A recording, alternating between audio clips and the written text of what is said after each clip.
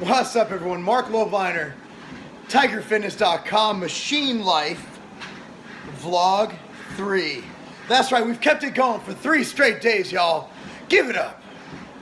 Give it up. Here's where I go over what went on today, kind of all that stuff. Now, I want to give a shout out. My meals arrived today from SJ Meals, sjmeals@gmail.com. They hook it up. I eat probably 2 pounds of salmon a day. They provide all my salmon, my sweet potatoes. They're what keeps the machine running, man.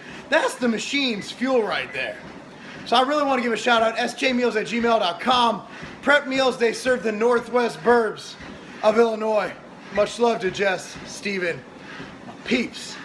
Anyway, a lot of cool shit. So I woke up this morning, of course, feeling like P. Diddy. And, you know, I gotta say, life's a bit hectic, but life always, everything always happens for a reason. And it always works out. It always works out.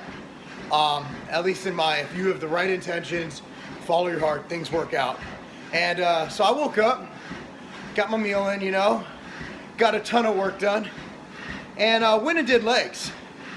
And today was leg day, and for me, leg day brings out something a little bit crazy in me, Leg day, I just go a little crazy.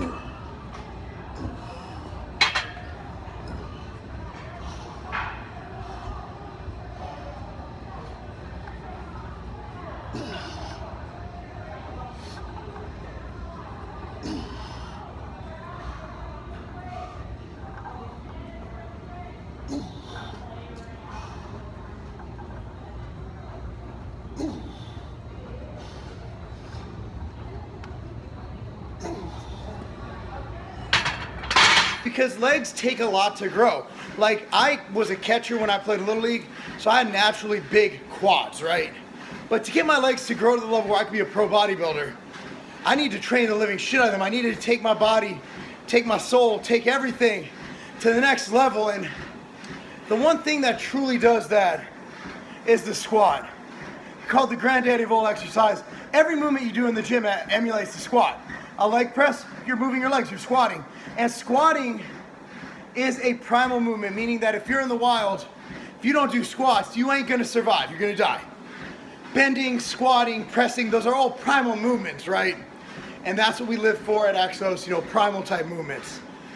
So I get in there and I just get to fucking squatting. I wore squat shoes for the first time in a long time because I've worked on getting my mobility up. So I forced myself to wear flat-soled Converse. Tell you what, I felt really good in them.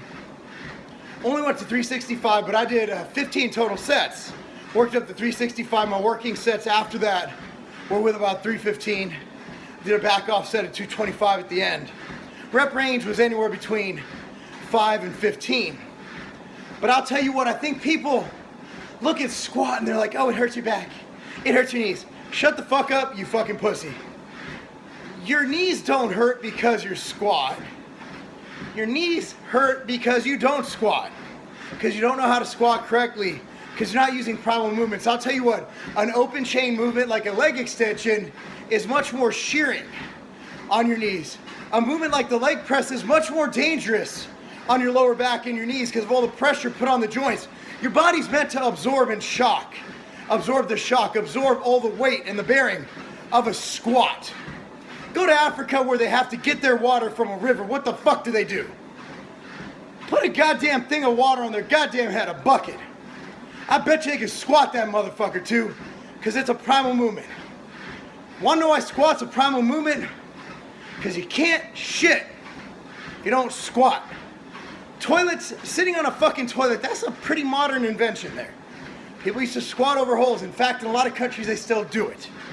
So all I gotta say, if you don't squat, not just not going to be a great bodybuilder or a great athlete, you're also going to be a pretty pitiful human being who can't do one of the primal movements.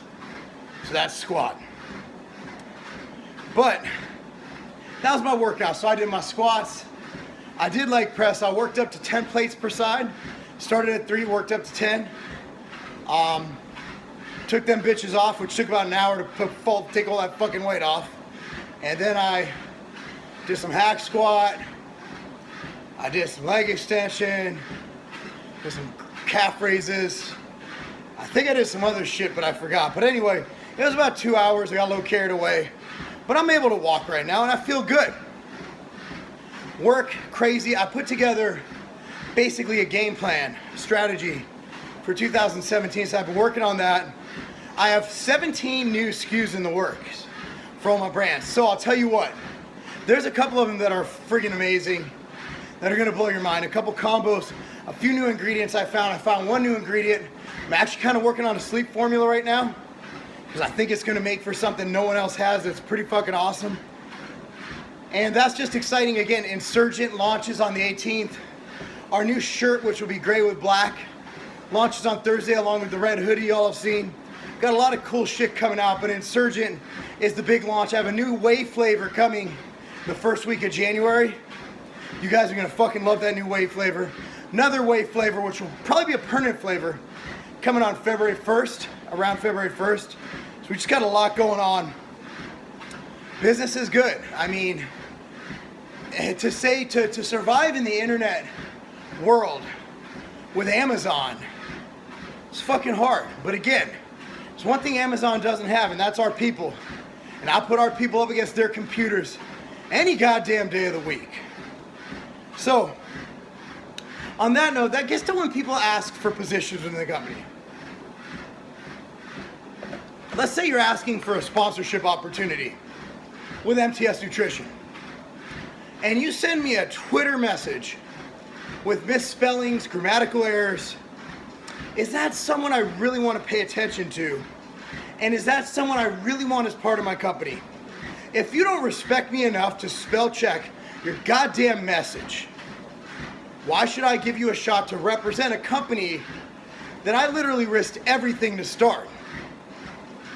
Why would I put you as a representative of a company that I bleed my heart for, that embodies the M, you know?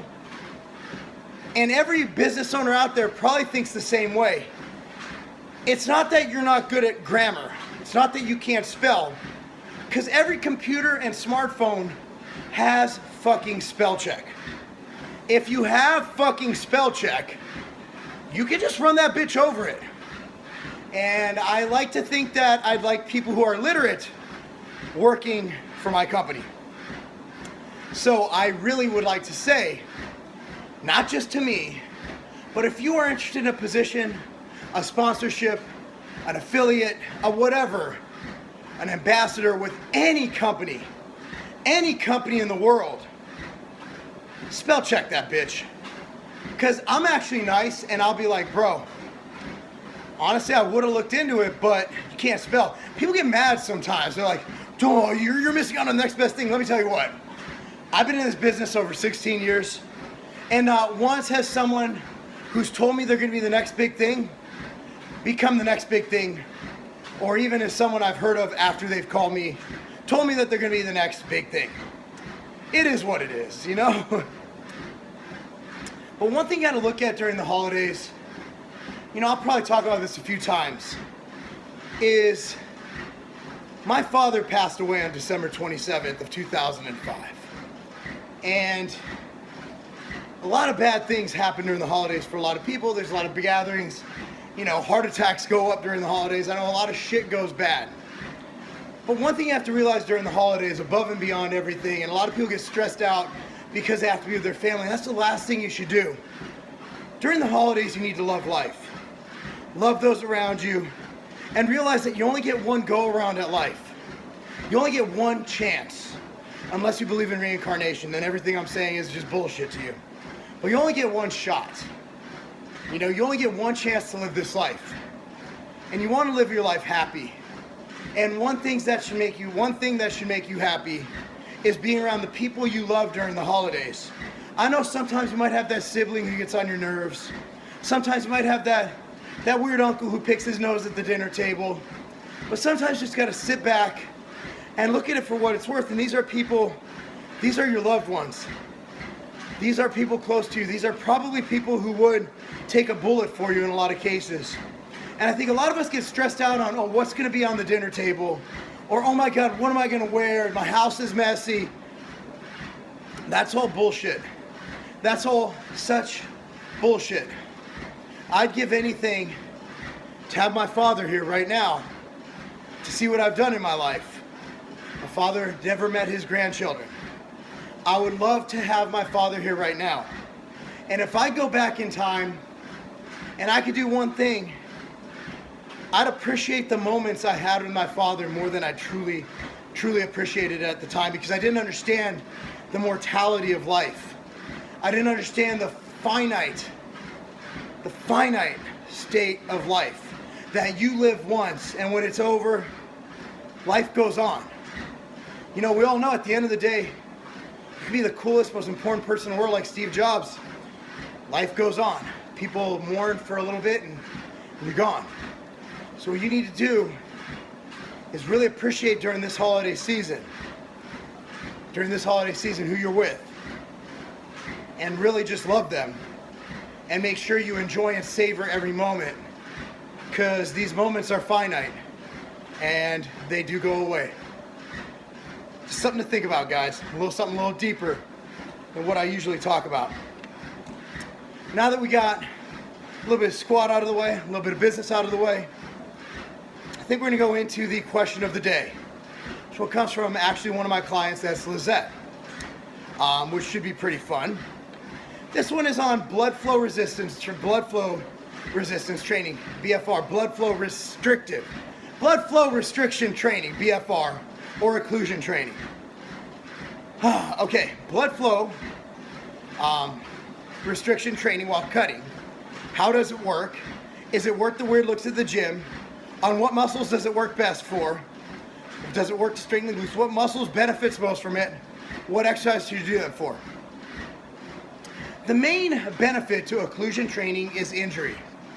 The reason being is that you can elicit similar trauma and response from the muscle while doing BFR versus doing a heavy squat. So let's say if you're doing leg extension with 20 pounds and a restriction, I carry tourniquets in my bag just in case I feel like doing it for my arms.